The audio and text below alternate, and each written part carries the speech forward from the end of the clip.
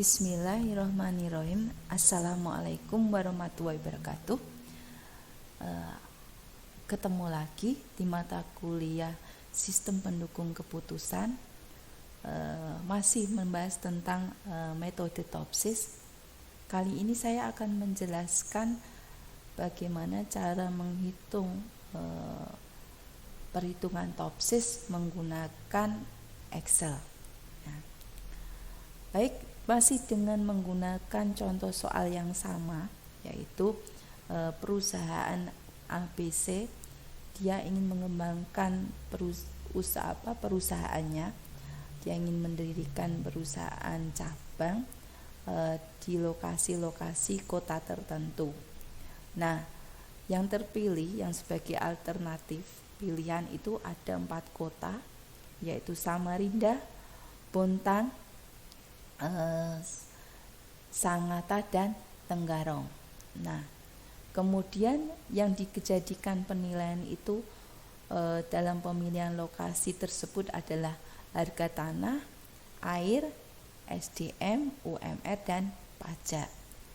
Kemudian untuk bobot tiap kriteria itu juga sudah ditentukan, sudah ada hasil perhitungannya atau ada hasilnya bahwa harga tanah itu bobotnya 4, harga air itu 5, SDM 2, UMR 5, dan pajak 3. Nah, untuk bobot ini diambil dari mana? Jadi penentuan bobot ini dari nilai linguistik, ya. Linguistik itu nilai yang ada baik, ada buruk, sangat buruk, cukup, baik, dan sangat baik. Jadi sangat buruk itu 1, buruk 2, baik 3, cukup 3, baik 4, sangat baik 5. Begitu juga dalam hal memberikan penilaian untuk tiap alternatif di setiap kriteria. Jadi misalnya di kota Samarinda itu harga tanahnya apa? Oh, buruk. Misalnya, kalau harga tanahnya berarti baik. Nah, itu ya. Terus kemudian yang perlu diingat lagi bahwa di kriteria harga tanah, air, SDM, UMR, dan pajak ini harga tanah ini nanti dia cost, ya, cost bukan benefit. Jadi di sini dia itu cost, ya. Kemudian air ini benefit. Kemudian SDM juga sama, benefit juga. Kemudian UMR juga benefit juga. Pajak benefit juga, ya. Nah, ini yang ada di soal itu. Jadi harga tanah itu cost, air benefit, SDM benefit, UMR benefit, dan pajak benefit. Oke, kemudian langkahnya yang pertama adalah membuat matrik keputusan ternormalisasi. Jadi nilai ini, nilai yang sudah dikumpulkan datanya, itu nanti akan dinormalisasi. Nah, dinormalisasi menggunakan rumus ini. Nah, rumus RIJ sama dengan XIJ dibagi akar sigma I sama dengan 1 sampai M XIJ kuadrat. Nah, supaya lebih mudah dicari dulu nilai ini XN-nya atau yang pembaginya ini, yang sigma yang akar sigma atau sum, ya. I sama dengan 1 sampai M XIJ kuadrat. Nah, ini untuk rumus, untuk hasilnya. Nah, ini itu adalah ini di sini sudah ada B21 kuadrat ditambah B22 kuadrat ditambah B23 kuadrat ditambah B24 kuadrat. Artinya yang tanda ini ada segitiga itu adalah pangkat, ya. Nah, pangkat, kemudian pangkatnya berapa? 2. Nah, ini B21. B21 ya, dipangkatkan 2 ditambah B22 dipangkatkan 2 ditambah B23 dipangkatkan 2 ditambah B24 dipangkatkan 2, kemudian di akar. Nah, ini akar itu sama dengan pangkat setengah atau 0,5. Nah, hasilnya 0,575. Nah, kemudian untuk kriteria ini juga sama. Rumusnya juga sama, yaitu nih C21 kuadrat ditambah C22 kuadrat ditambah C23 kuadrat ditambah C24 kuadrat, kemudian di akar. Setelah dijumlahkan baru di akar. Nah, ini hasilnya 8,124. Kemudian yang untuk kriteria SDM ini juga sama. Nah, rumusnya juga sama. Nah, sama juga. Sama dengan untuk kriteria UMR, rumusnya juga sama. Nih, bisa kalian cek ya. Bisa kalian cek ini. Nah, rumusnya sama ya. Kemudian nih, saya tandai. Terus begitu juga dengan untuk kriteria pajak. Nah, ini rumusnya juga sama juga. Nah, ini dikuadratkan 2 kuadrat ditambah 3 kuadrat tambah 2 kuadrat tambah 5 kuadrat, kemudian di akar. Hasilnya ini 6,481. Nah, selanjutnya kita selesaikan itu baru yang pembaginya ya di rumus normalisasi, baru yang bawah ini ya, baru yang bawah ini.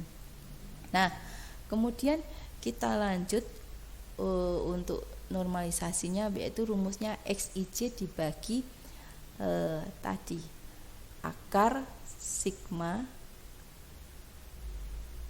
XIJ kuadrat. Nah, kita hitung yang pertama dulu ini.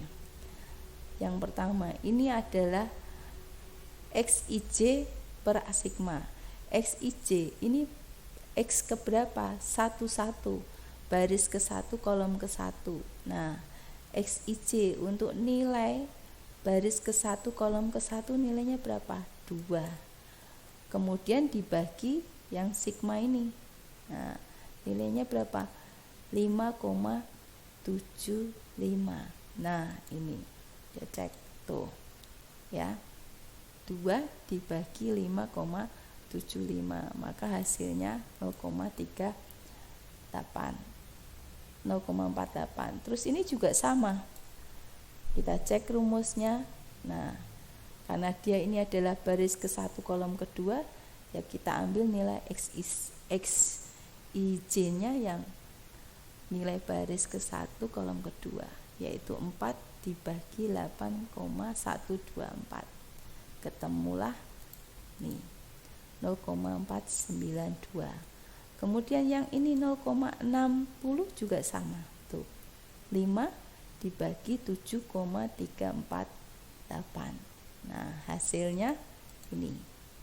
UMR juga sama rumusnya nih, sama dibagi, kemudian yang ini juga sama. Nah, 2 dibagi 6,48. Kemudian kalau misalnya yang ini Bu, ini kita cek yang Sangatta untuk SDM, oke. Nah, benar enggak? Nah, ya nilai ini Sangatta di SDM atau baris ketiga, kolom ketiga, 4 dibagi kolom apa ini? Kolom ketiga. Ya, ini jumlahnya tadi yang sudah dihitung rumusnya ini. Nah, hasilnya adalah ini. Terus misalnya untuk yang ini Bu, sama aja tuh ya. Jadi kalau mau ngitung, mau cari yang baris kedua, kolom kedua, ya berarti X nya juga yang baris kedua, kolom kedua. Nah, ya. Kemudian misalnya kita mau cari yang baris ketiga kolom keempat nih, ya. Ini rumusnya tuh. Kita cari XIJ-nya juga yang baris ketiga kolom keempat. Kemudian pembaginya adalah yang tadi, akar sigma XIJ kuadrat. Nah, hasilnya itu. Nah, oke, berarti sudah ketemu matriksnya ini, matriksnya yang sudah ternormalisasi itu yang diwarnain warna pink ini ya. Nah, itu ketemu sudah nilai matriksnya. Nah, selanjutnya adalah menghitung matrik keputusan yang ternormalisasi terbobot. Nah, di sini dicantumkan bobotnya. Nah, kemudian kita cari. Nah, pakai rumusnya ini. VIC sama dengan WIC kali RIC. WIC-nya ini ya. Ini W-nya, WC-nya ini ya. WC-nya itu yang nilai bobot untuk tiap kriterianya. Kemudian RIC-nya ini yang pink. Oke, kita cek yang ini, yang untuk baris ke-1 kolom ke-1 atau Samarinda, kota Samarinda di kolom kriteria harga tanah. Nah, betul enggak? Kita cek. Nah, WC-nya adalah 4, RIC-nya adalah baris ke-1 kolom ke-1. Betul. Kemudian yang air ini kita cek juga. Nah, sama ya, airnya yaitu untuk yang baris RIC-nya itu RIC R1 kolom baris ke-1 kolom ke-1, WC-nya adalah yang baris ke-1 kolom kedua, WC-nya adalah yang bobot yang kolom ke-2. Kemudian yang ketiga ini sama juga ya, VIC V baris ke-1 kolom ketiga itu sama dengan bobot kolom ketiga dikalikan R baris ke-1 kolom ketiga. Nih, W kolom ketiga sama R baris ke-1 kolom ketiga. Nah, begitu juga seterusnya sampai yang ini, misalnya yang baris ke-4 kolom ke-5. Nah, baris ke-4 kolom ke-5 ini kita ambil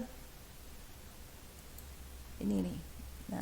Nah, baris ke-4 kolom ke-5 itu nih, bobot atau WC-nya itu W kolom ke-5 dikali RIC-nya itu R baris ke-4 kolom ke-5. Nah, ketemulah ini matrik normalisasi terbobot ya, yang diwarnai biru. Ini matrik normalisasi terbobot.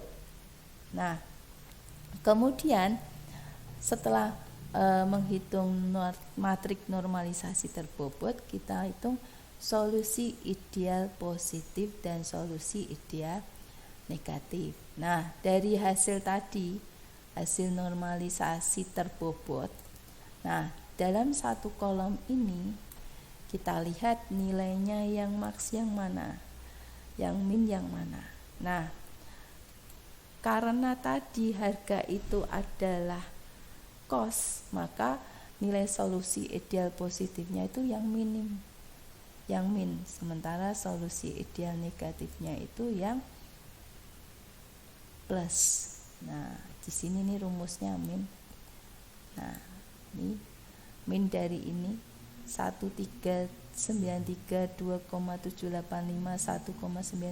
1,939 2,0, paling kecil berapa? 1,3, yang paling besar yang paling kecil berapa? 1,393 nih. Nah, sementara yang solusi ideal negatifnya itu yang max. Nah, max dari kolom ini. Nilai terbesarnya berapa? 2,785, betul enggak? Nah, 2,785. Sementara untuk air, SDM, UMR dan pajak karena benefit, ya berarti kalau solusi ideal positifnya ya dia nilai yang max, kemudian solusi ideal negatifnya dia nilai yang min, yang paling kecil. Nih rumusnya sama. diambil yang paling besar. Nah, betul. Kemudian ini diambil nilai yang paling kecil. Yang kecil berapa? 1,846. Nah, ini 1,846, betul. Nah, begitu juga dengan pajak. Nah, pajak ini nih. Nah, betul, yang disorot di rank ini. Nah, yang dicari maksnya itu dari ini 0,926, 1,389, 0,926, 2,315. Maka yang max 2,315, yang min 0,926. Nah, setelah ketemu solusi ideal positif dan solusi ideal negatif, maka kemudian kita cari separasinya. Ya, kita cari separasinya. Nah, separasinya itu adalah nih. Jadi kalau separasi itu adalah jarak X ke Y dengan, kalau separasi dengan solusi ideal positif berarti jarak ke I X ke XIJ dengan nilai max. Nah, atau nilai A+. Nah, kemudian kalau misalnya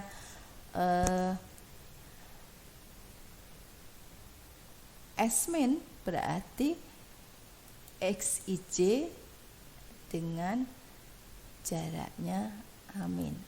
Nah, betul tidak, kita cek nih rumusnya.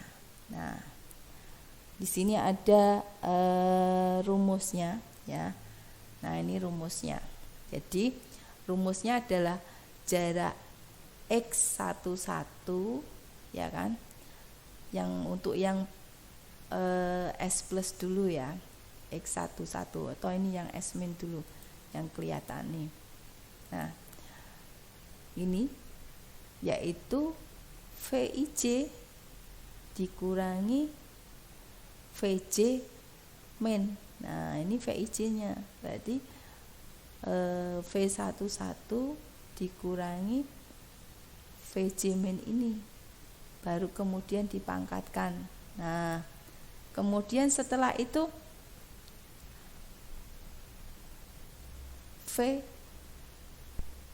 kemana, ke baris apa? VIJ ya. Nah, ini yang kolom kedua ya dikurangi dengan amin ya, amin yang kolom kedua ini. Kemudian seterusnya akhirnya ketemulah ini. Nah, ini setelah dikurang, ini dikurang ya, ini dikurang ini, kemudian dikuadratkan ditambah ini, dikurang ini, dikuadratkan ditambah ini, dikurang ini, dikuadratkan ditambah ini, dikurang ini, dikuadratkan dan ditambah yang ini dengan ini, dikuadratkan, kemudian di akar hasilnya ini ya, maka ketemulah SI min. Nah, begitu seterusnya, akhirnya ketemu separasi SI plus dan SI min. Nah, setelah ketemu separasinya baru bisa dihitung menghitung nilai preferensi. Nah, nilai preferensi rumusnya ini SI min dibagi SI min plus SI plus ya. Nah, berarti nih, nah betul enggak? Nih, jadi ini ya dibagi dengan ini ditambah ini. Nah, ketemunya ini. Nah, ini rumusnya. H63 itu ini H63 dibagi H63 plus G63. Nah, hasilnya ini sama. Nah, ketemulah hasilnya, ternyata sama. Tenggarong 0,738, Sangatta 0,510, Samarinda 0,448, Bontang 0,412. Jadi ketemunya ini.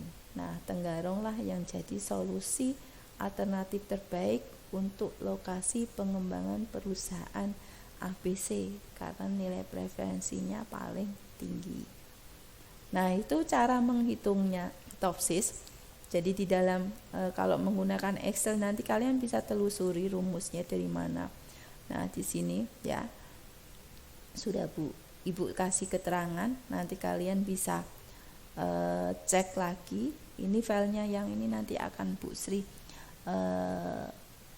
kasihkan ke kalian. Jadi nanti akan saya share supaya bisa kalian pelajari, kemudian kalian jadi acuan untuk menghitung. Nah, jadi kesimpulannya adalah yang perlu digarisbawahi dengan perbedaannya metode TOPSIS dengan SAW itu apa? Ya, yang pertama itu adalah bobot kriteria. Jadi bobot kriteria di TOPSIS, jadi jangan kaget kalau misalnya ada nilainya 4, 5, 2, 3, 1, ada yang 0,2, 0,5, 0,75, kemudian 1. Nah, itu dia memberikan nilai bobot itu berdasarkan penilaian linguistik tadi, yang ada sangat buruk dikasih skor 1, buruk dikasih skor 2, baik dikasih skor 3, kemudian cukup dikasih skor 3, baik dikasih skor 4, kemudian sangat baik dikasih skor 5. Atau ada juga yang dia sama juga, cuman dia skornya menggunakan fuzzy.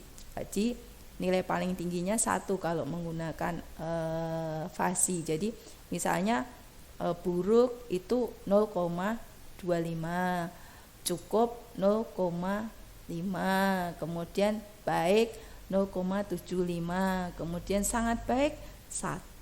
Nah, gitu. Nah, kalau sementara kalau di SAW itu bobotnya kan dia memakai prosentase, di mana kalau dijumlahkan dari bobot semua kriteria itu adalah berjumlah 100%, ya. Kemudian yang kedua yang membedakan apa? Yang kedua adalah di dalam SAW untuk cost dan benefit itu mempengaruhi dalam pencarian atau perhitungan normalisasi. Karena di dalam SAW itu dia ada 2 rumus yang digunakan.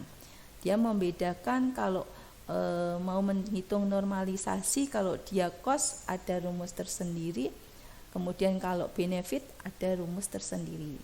Nah, sementara di TOPSIS cost dan benefit ini mempengaruhi dalam penentuan solusi ideal positif dan solusi ideal negatif, A plus dan A min, ya. Itu yang kedua. Kemudian selanjutnya perbedaannya yang ketiga itu adalah di TOPSIS itu ada solusi ideal positif dan solusi ideal negatif, kemudian ada jarak antara XIJ ya dengan solusi ideal positif dan solusi ideal negatif. Nah, yang namanya separasi tadi. Kemudian dari separasi itu nanti baru dicari nilai preferensi. Setelah ketemu nilai preferensi baru didapatkan hasil perankingan. Nah, itu perbedaannya.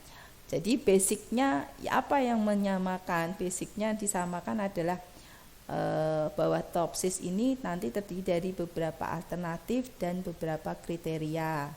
Kemudian dia dalam penilaian nanti dinormalisasi dulu nilai-nilainya, kemudian nanti setelah dinormalisasi juga dikalikan dengan bobotnya. Nah, itu yang menyamakan.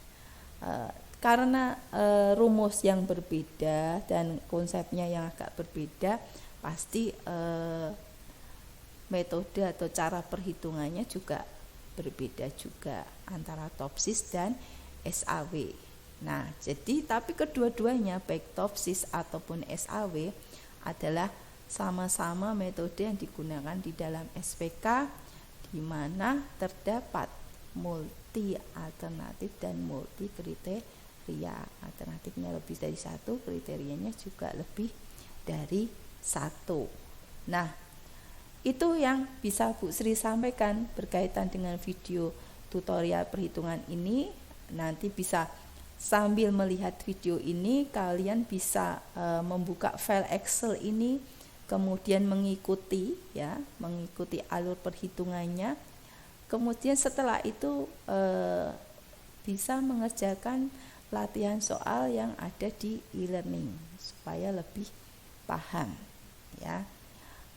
Mudah-mudahan untuk video ini memberikan banyak manfaat dan banyak pemahaman kepada kalian. Saya tahu kalian semester 7 sebentar lagi adalah membuat satu semester lagi membuat proyek tugas akhir, dan mungkin salah satu SPK ini ada yang dijadikan sebagai topik untuk penelitiannya kalian, ya. Yang jelas setiap metode itu punya cara tersendiri, punya kelebihan dan kekurangan tersendiri dalam perhitungannya atau pencarian solusinya. Baik, itu yang bisa Ibu sampaikan. Terima kasih sudah menonton video ini. Jangan lupa videonya nanti dikomentari ya. Kemudian saya sangat berharap ada komentarnya ya, supaya itu juga bisa membangun saya untuk menyajikan video-video yang lebih interaktif lagi ya. Kemudian jika ada pertanyaan jangan lupa di-share melalui grup WA ya. Sekali lagi terima kasih. Wassalamualaikum warahmatullahi wabarakatuh.